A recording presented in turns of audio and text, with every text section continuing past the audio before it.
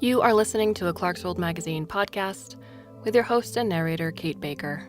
Greetings, Clarkesworld citizens. I hope this podcast finds you extraordinarily well.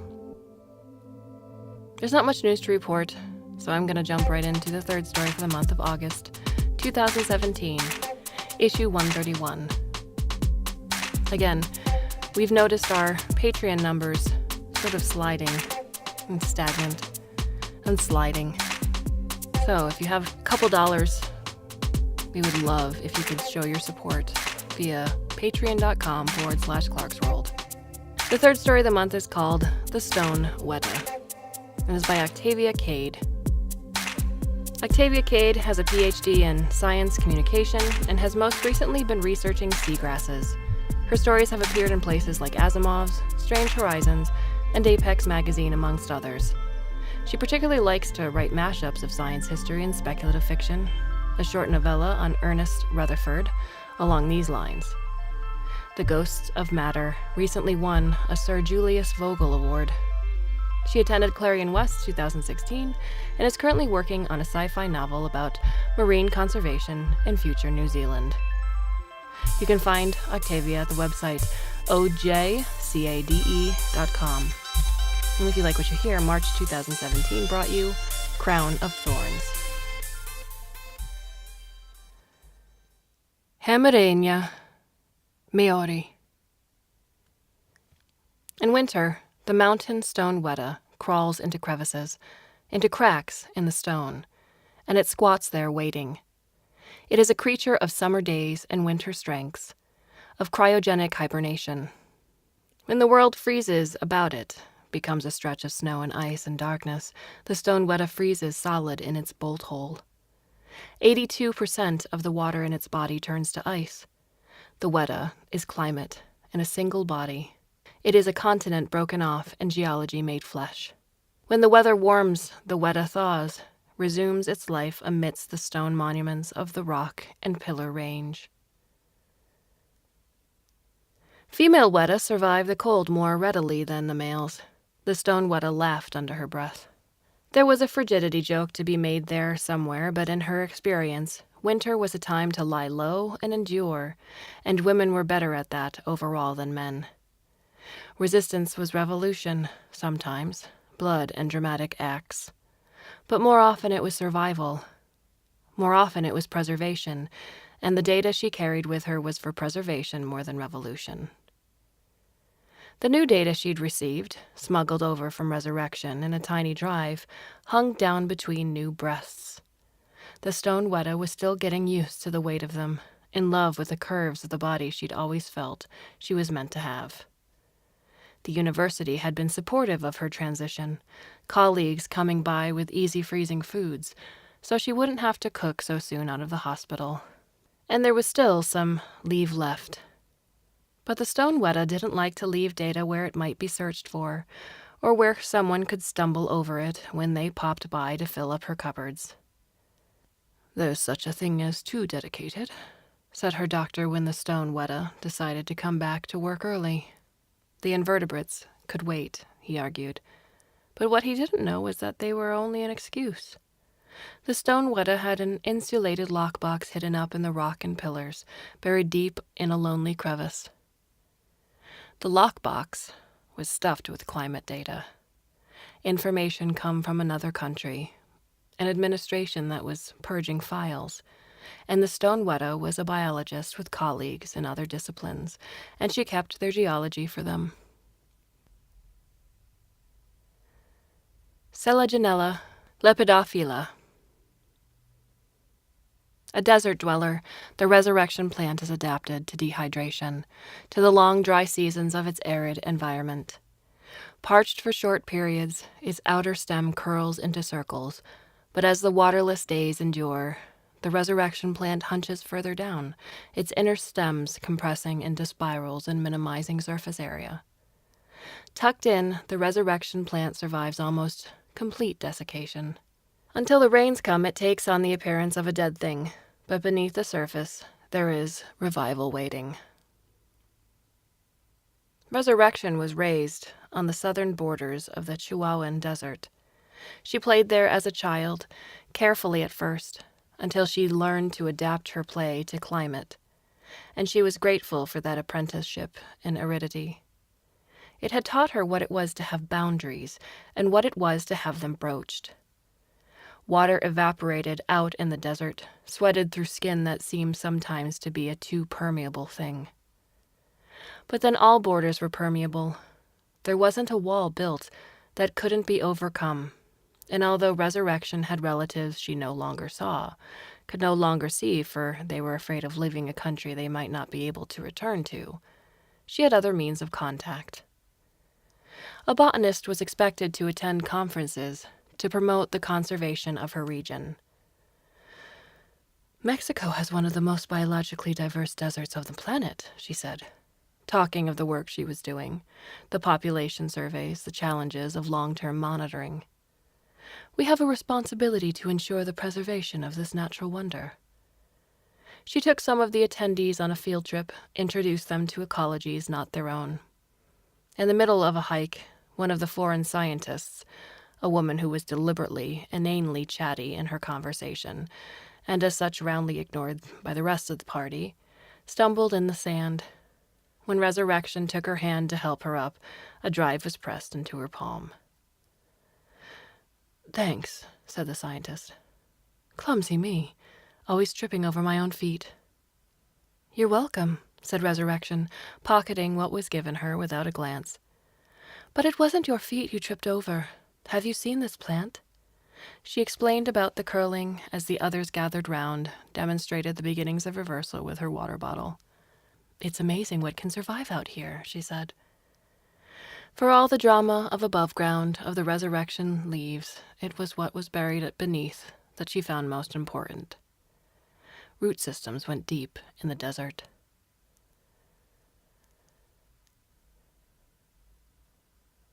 The Stone Weta always copied any data she was given before she buried it in the rock and pillars.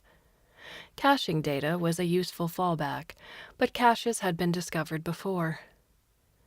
The Stone Weta had only heard bits and fragments, passed on from her own minimal sources, but bristlecone pine had gone silent, arrested most likely, with her data confiscated and presumably destroyed. Now it was spread internationally, each piece of information replicated and hidden at several sites. The Stone Weta didn't know of all of them. She only knew who she was to pass her datasets on to. That way, her potential for betrayal was limited. "Not that I would, not if I had any choice," she promised. She tried very hard not to think of the choices that Bristlecone might have been given, the choices that might have been taken away. "We'd all like to think that we'd be brave," said the glass sponge. She'd come to stay for the party the Stone Weta was throwing, to celebrate her new shape with friends while she could. "A show-us-your-tits party," said the glass sponge into her third wine and tactful with it. "Oh, you're all class," said the Stone Weta, emptying the bottle. "Such a fucking lady.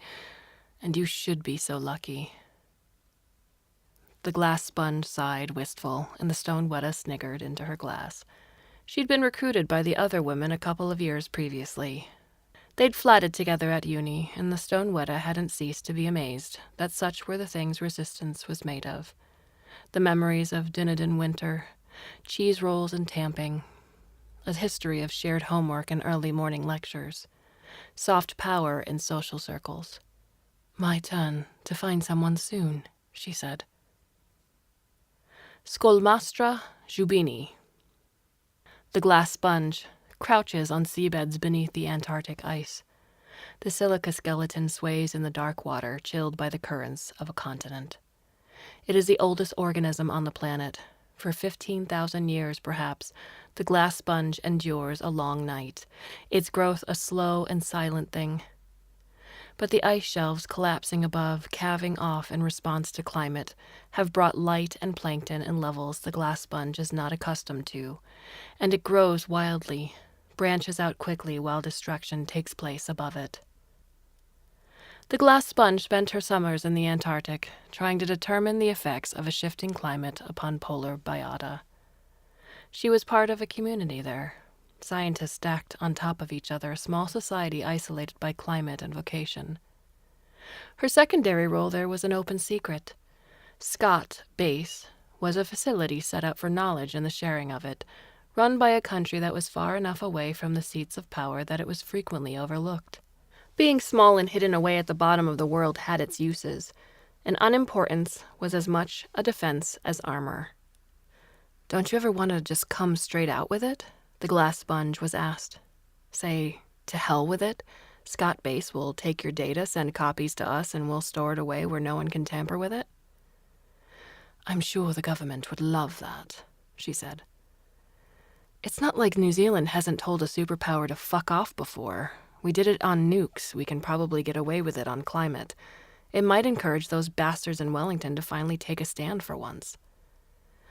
"If Wellington wants to come out on data protection, I won't stop them," said the glass sponge. "But I'm not in charge of what we do here, and I'm not just talking about the base. I didn't set up this network. The person who did is responsible for scientists all around the world, and not all of them live in countries that wouldn't sell them out if power came knocking." There was no answer to that. The glass sponge waited to be asked who was in charge, but the question never came. She took that discretion for the support that it was, and was grateful. Besides, even if she were aware of the real-world identity of the sand cat, she would never have shared it. Some secrets weren't hers to tell. Felis margarita. The sand cat protects itself from sunlight, and from the lack of it. The desert is a place of extreme temperatures, and the bottom of its feet, the spaces between its toes, are thick with fur for when the sand is scalding in the noon sun. This fur blurs its footsteps, and the tracks of the sandcat through the dunes are hard to follow. The sandcat, relative to its size, bites harder than any other feline. The sandcat learned early and well the importance of preservation and of libraries. The Timbuktu manuscripts were the pride of her city, hundreds of thousands of them spread through numerous private households. As a girl, the sandcat had seen her uncle inherit the family library, had seen him swear to protect it for the whole of his life, as was right and good. As a woman, the sandcat had seen those manuscripts, a source of danger as well as pride. The Islamic fundamentalists in northern Mali had tried to destroy them, and while they had managed to burn some, the people of Timbuktu had come together to preserve the rest. Manuscripts were bundled up, were buried, were smuggled out of the city to safety, a costly and perilous process, but one that had resistance and love of learning down to the very spine of it. Residents endangered themselves, endangered their families, by accepting small parcels of text to hide in their homes. People were beaten every day on the streets for lesser crimes. They were mutilated. They were executed. They hid the manuscripts regardless. When the sandcat saw the same thing happening again, albeit in another country and with another target, perpetrated this time by government instead of rebels, she refused to countenance it. The very idea offended her. It offended her down to the marrow, and the sandcat felt herself begin to hiss with rage. "Why do they keep trying to do this?" she spat. "It is knowledge they go after every time." "Of course it is," said her uncle. "People who know nothing can be controlled." His texts had been saved, but the effort had turned his hair to iron. "It has done the same to my heart," said the sandcat. Timbuktu had taught her the value of knowledge and of preservation. It had also taught her how to network. The sandcat was involved in setting up reforestation projects, working to increase planting, and this gave her access to scientists involved in similar projects in other countries. It was perfectly normal for her to consult with them on best practice, on their strategies for environmental conservation, and how best to involve affected communities. Such consultation was not only normal, it was encouraged. It was encouraged. And if the conversation wandered, what of it? Geckolepis megalepis. The fish-scale gecko is an escape artist of particular and gruesome aspect. Its sister species amputate themselves in the face of predation, but the fish scale gecko holds its escape in its skin instead of its tail. That skin is large-plated and scaly, and its attachment to the flesh beneath is temporary. When the fish scale gecko is grabbed or threatened, it sheds its skin and skitters, bald and pulsing into trees. The fish scale gecko was in constant contact with the sand cat. Madagascar was not Mali, but the fish scale gecko spent her days as a park ranger, encouraging ecotourism in the tropical forests. Poverty is a trap, she said. People need to live. And if slash and burn is the only way for them to make a living, then that's what they'll do.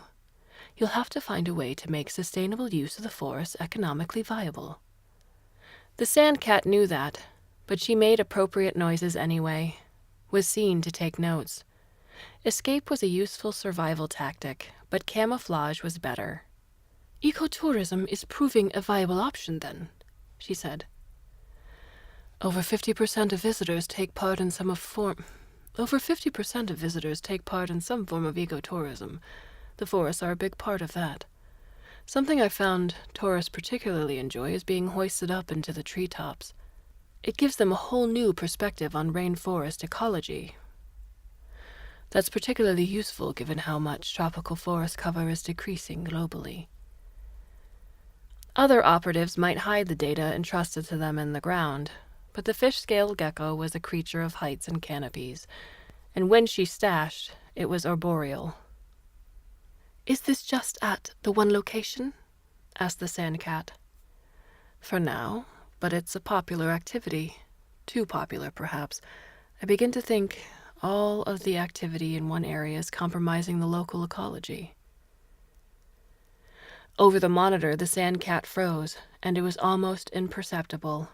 Had not the fish-scale gecko been looking for it. That is concerning.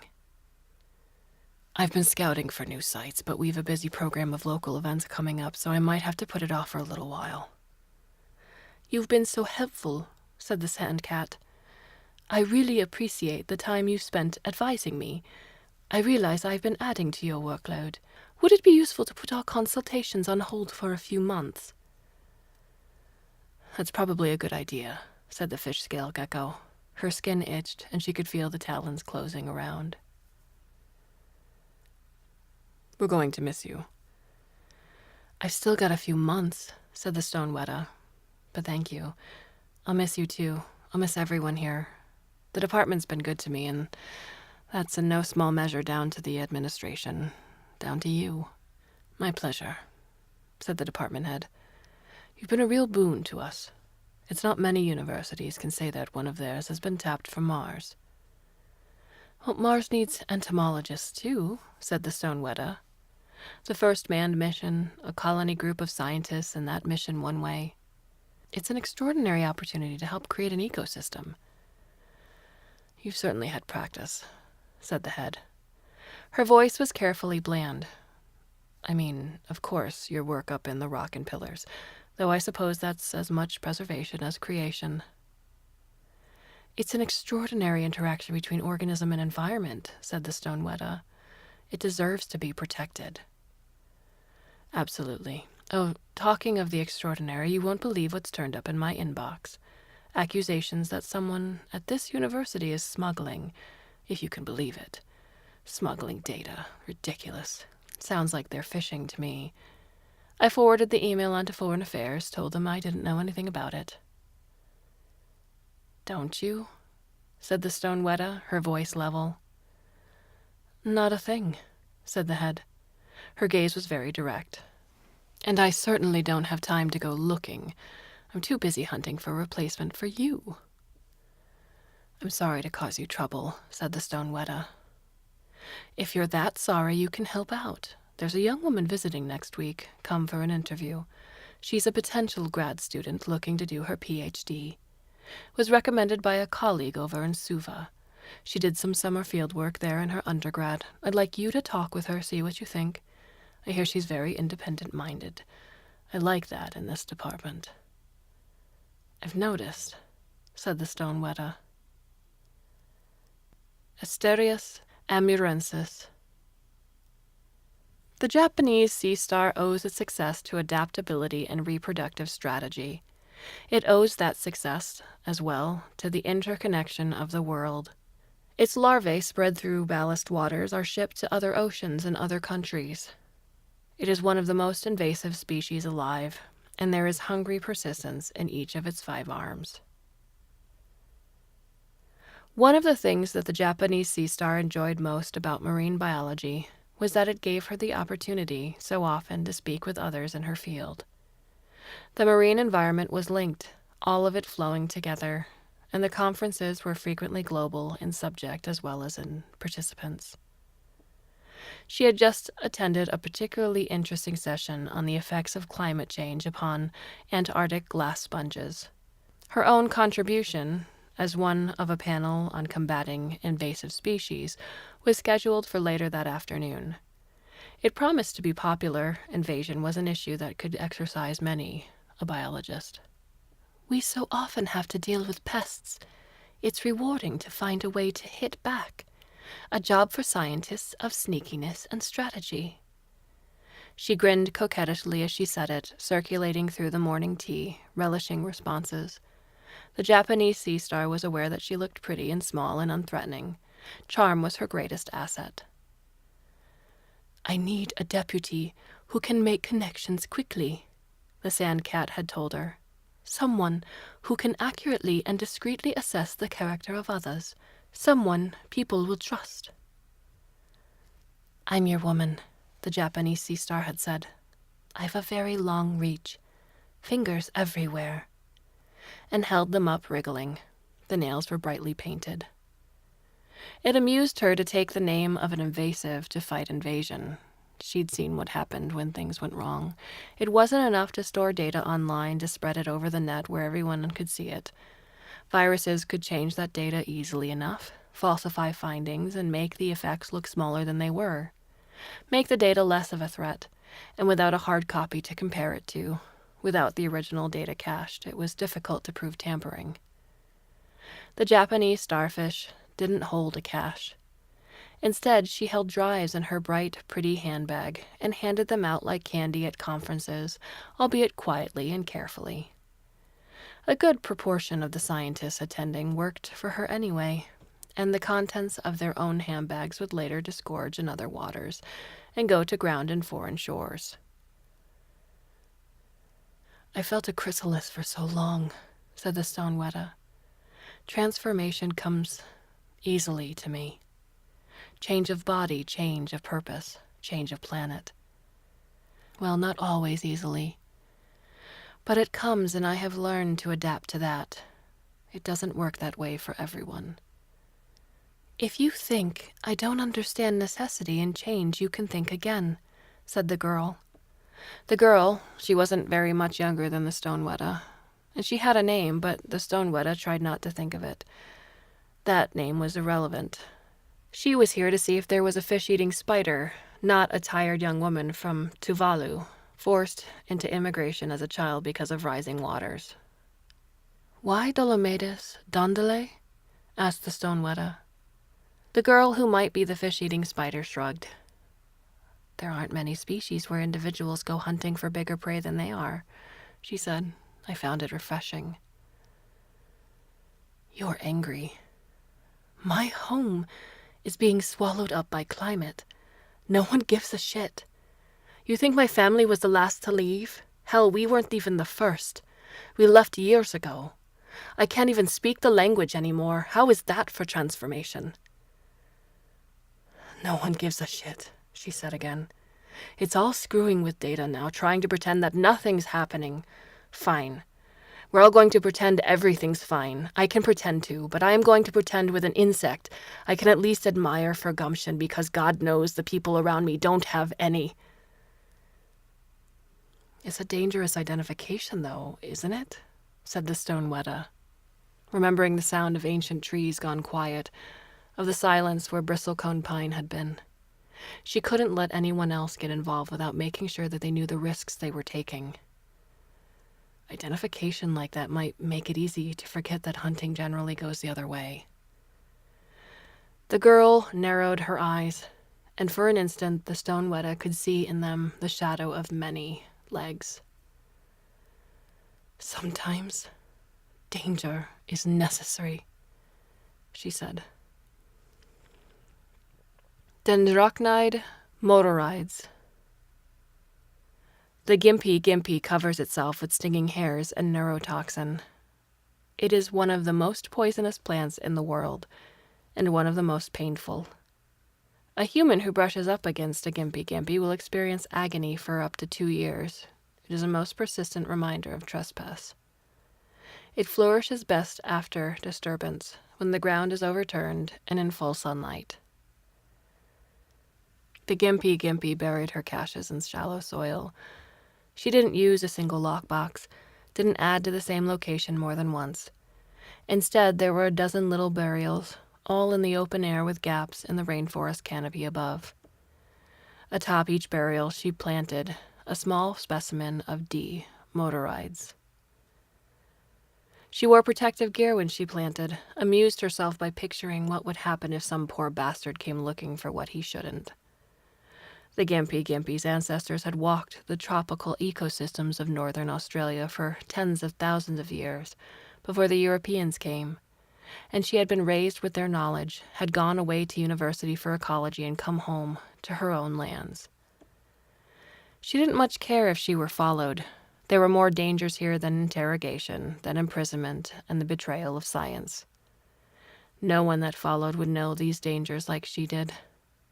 Anyone alien enough who did not know what they were getting into deserved what they got as far as the gimpy was concerned. There was a reason she supplemented the buried seeds of science with silica and poison, and it was so the lands of her childhood weren't ravaged further than they had to be when the climate turned. The sandcat might have prioritized preservation, but the gimpy was all about justice. Her own country wasn't so fucking innocent, and she had no pity left in her burials for guilt. Buellia frigida. This Antarctic lichen of the dry valleys grows slowly, perhaps a single centimeter for every millennia, but it does grow. The lichen is so accustomed to extreme cold and aridity that it is used as an approximation of what life may be capable of on Mars. Experiments on the International Space Station, where the lichen is exposed to the conditions of space, as well as to a simulation of Martian environments, prove that the lichen is capable of enduring both.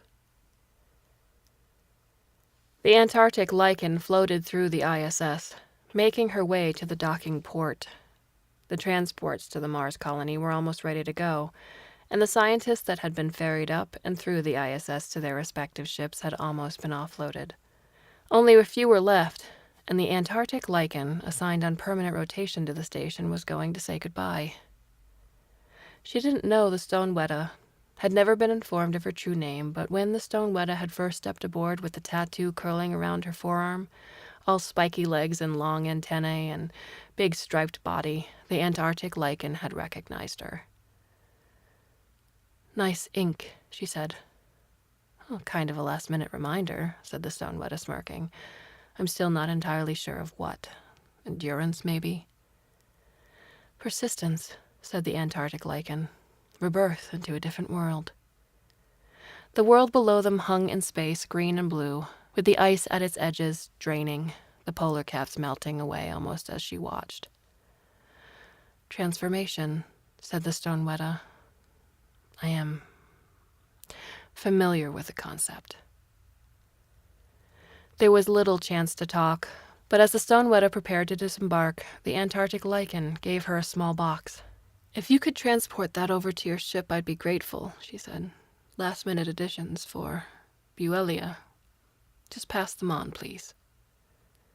Anyone around them would have thought the box was to be handed over to the colony's botanical department. B. frigida was making the trip, after all, and it gave the Antarctic lichen some comfort to know, after all her experiments on it, that if the lichen's native environment was at risk, then there was still the potential for it to survive on other worlds. Mars had the potential to preserve a lot. It's amazing what can survive in such hospitable places, said the Stone Weta. I have every faith, said the Antarctic lichen, waving through the window in the airlock. It was perhaps paranoia that made her send data to the open plains of another planet, but she couldn't keep hoarding on the ISS where there were limited opportunities to unload. Data that couldn't be shared was always at risk. The fish-eating spider stared up into the dark. Though she could not see it, the ship carrying the Stone Weta had begun its journey to a harder planet. The fish-eating spider did not envy her. She would have missed the stream sides, the night sounds of water, and the creatures that lived beside it. The way the earth smelled when she turned it over for burial, the shovel new, bought, and shiny in her pack. A drive of smuggled data hung between her breasts, waiting for the morning.